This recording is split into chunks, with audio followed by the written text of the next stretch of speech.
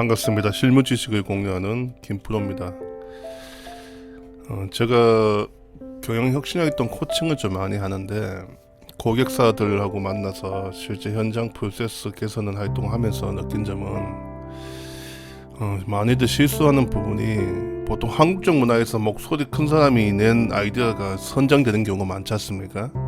실제 그게 선정된 그 아이디어가 현장에 적용시켜서 성과가 나온다면 문제없는데 아닌 경우가 대부분입니다. 특히 만약 그 아이디어가 경영진이 만약 아이디어 낸다, 그럼 경영진이 아이디어 낸 거가 그에 대해서 실무자가 반대하기 힘들겠죠. 근데 막상 그 많은 돈을 투자해서 현장을 개선시킵니다. 근데 효과는 별로 없는 경우가 많습니다. 그래서 개선 활동 플로우에 대해서 제가 좀 설명을 드리겠습니다.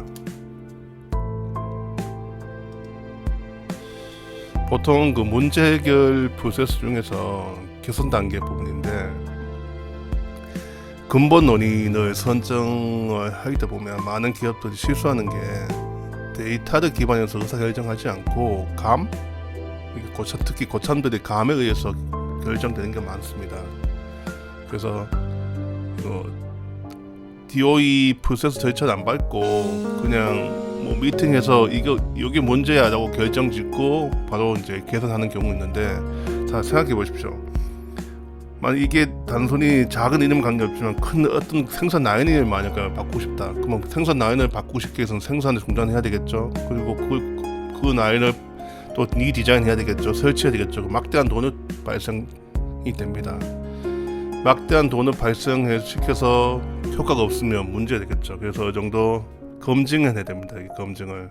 이제 이 공정의 시간을 줄이기 위한 가장 효과적인 방법은 이 부분을 바꾸는 거다라고 확실한 근거가 있어야 됩니다. 그래서 그 플로우에 대해서 말씀드리면 기본적으로 그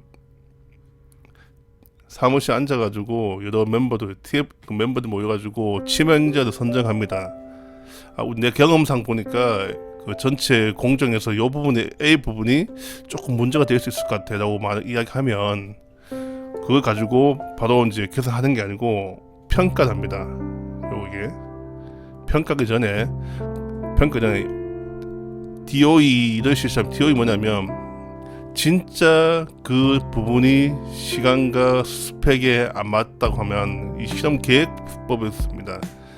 진짜 그게 맞는지를 입증하는 거죠. 가설이 검증하는 거죠. 검증을 해서 최종 이게 평가의 근본 원인이 확정이 됩니다. 그리고 근본 원인 도출은 근본 원인 대만한 것 찾는 거고, 근본 원인 평가 결정은 근본 원인을 선정하는 거고, 최종 선정할 때는 DOE를 조금 반영합니다.